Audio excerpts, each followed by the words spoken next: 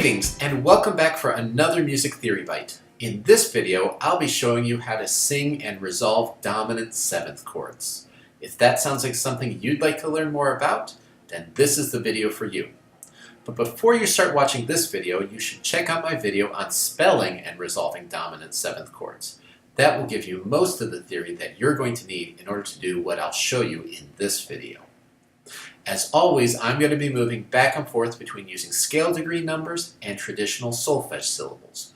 You should use the system that your theory teacher requires, or the one that makes the most sense to you. So let's begin. As with all tonal structures, we use the teapots method for singing them when we have to sing them outside of the context of an already established key. Teapots stands for theory, plan, tonic, scale degrees. Theory. Understand the theory of what you're going to sing. If you don't understand what you're going to sing, how can you sing it? P stands for plan. Have a plan and work through that plan. And the plan consists of the last two letters. T for tonic. Know where tonic is. If you know where tonic is, you can sing or write just about anything. And S stands for scale degrees. Know what component scale degrees go into the structure that you're going to sing, and then simply sing those scale degrees. Let's begin by reviewing our theory about dominant seventh chords. The most common presentation of a dominant seventh chord is as the dominant in both the major mode and the minor mode, which consists of scale degrees 5, 7, raised 7 in the minor mode, 2, and 4. Each scale degree in this chord typically resolves in a very formulaic way. The third of the chord, or the leading tone, wants to step up to tonic. The chord seventh, or scale degree 4, the subdominant, always wants to step down to scale degree 3. The fifth of the chord, scale degree 2, or the supertonic, usually wants to step down to tonic. And the root will leap to tonic if it's in the bass.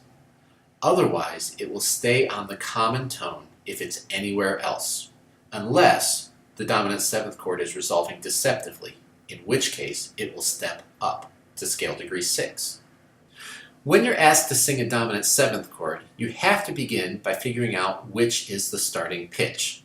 In general, you'll be asked to sing the chord from the bass up through the chord. To determine which scale degree is the lowest pitch or starting pitch, take a look at the chord's inversional symbol. If it's only a 7, that means the chord is in root position and you'll be starting on scale degree 5. If it's a 6-5, that means the chord is in first inversion and you'll be starting on scale degree 7. If it's a 4-3, you're starting in second inversion and your starting scale degree is scale degree 2. And if it's 4-2, you're in third inversion and you'll be starting on scale degree 4. When you go to actually sing the chord, you're going to be using your teapots method. Take the given pitch and treat it as the assigned scale degree. Sing its pattern to find tonic. If necessary, you can then set up the key using scale degree patterns, a scale, or a simple chord progression. Once you know where tonic is, then sing the component scale degrees. So if I were asked to sing a dominant seventh chord in root position, and I were given this starting pitch, 5, I then have to find tonic. And I'll do that using one of the alternate patterns for the dominant. 5, 1.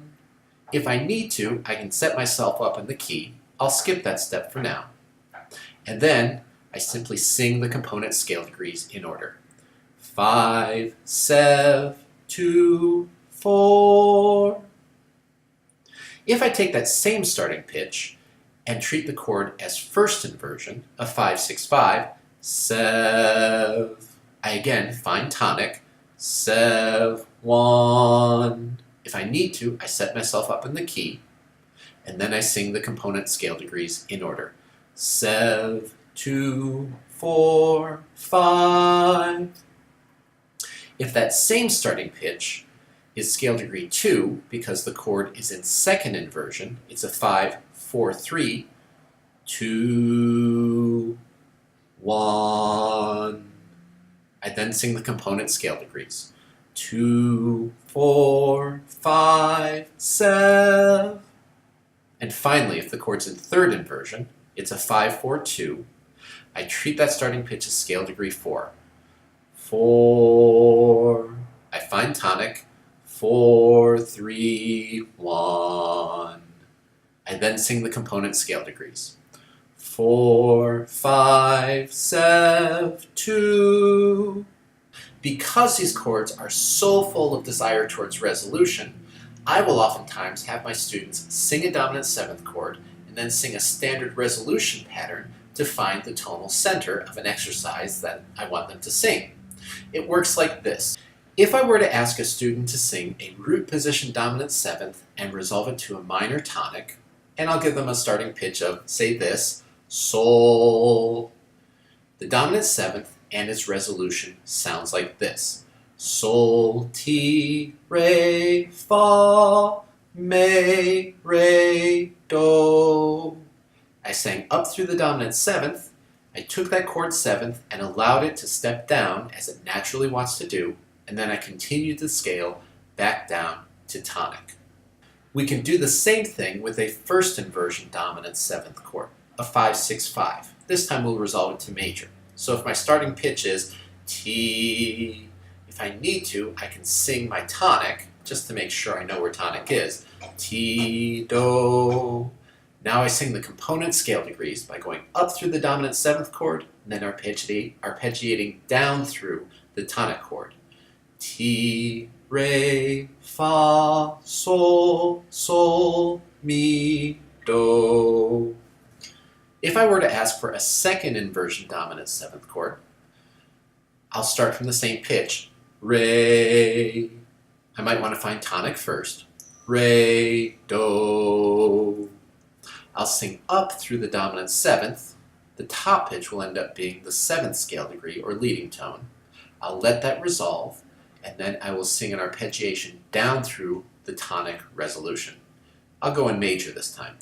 Re, fa, sol, ti, do, sol, mi, do. And finally, I can resolve a third inversion dominant 7th chord, a 5, 4, 2, by singing up through the dominant 7th and then resolving down through the arpeggiation of the tonic chord. Fa, sol, ti, re, do, sol, mi, do. Well, that does it for this video. If you found it helpful, please make sure you like it, leave constructive comments below, and as always, to stay up on the latest music theory bites as they become available, subscribe to my channel. Until next time.